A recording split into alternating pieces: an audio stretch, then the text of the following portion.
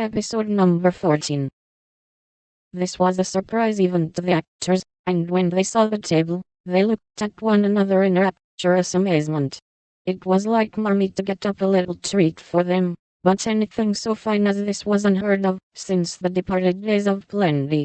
There was ice cream, actually 2 dishes of it, pink and white, and cake, and fruit and distracting French bonbons, and, in the middle of the table, 4 great bouquets of hothouse flowers. It quite took their breath away, and they stared first at the table, and then at their mother, who looked as if she enjoyed it immensely. "Is it fairies?" asked Amy. "Santa Claus," said Beth. Mother did it. And Meg smiled her sweetest, in spite of her grey beard and white eyebrows. "And Marge had a good fit, and sent the supper," cried Joe, with a sudden inspiration. "All wrong. Old Mr. Lawrence sent it," replied Mrs. March. "The Lawrence boy's grandfather. What in the world put such a thing into his head? We don't know him," exclaimed Meg. "Hannah told one of his servants about your breakfast party.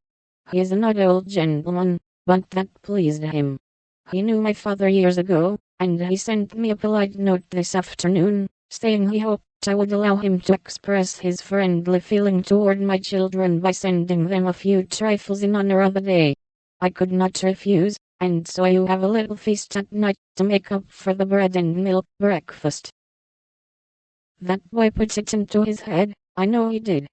He's a capital fellow, and I wish we could get acquainted.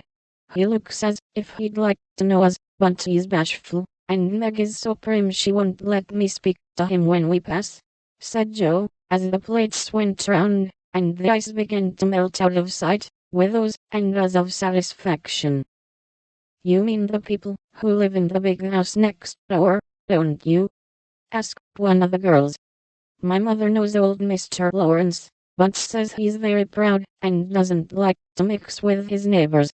He keeps his grandson shut up when he isn't riding or walking with his tutor, and makes him study very hard. We invited him to our party, but he didn't come. Mother says he's very nice, though he never speaks to us girls. Our cat ran away once, and he brought her back, and we talked over the fence, and we're getting on capitally, all about cricket, and so on, when he saw Meg coming, and walked off. I mean to know him some day, for he needs fun, I'm sure he does," said Joe decidedly.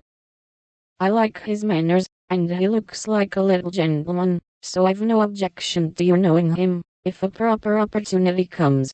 He brought the flowers himself, and I should have asked him in, if I had been sure what was going on upstairs. He looked so wistful as he went away, hearing the frolic, and evidently having none of his own."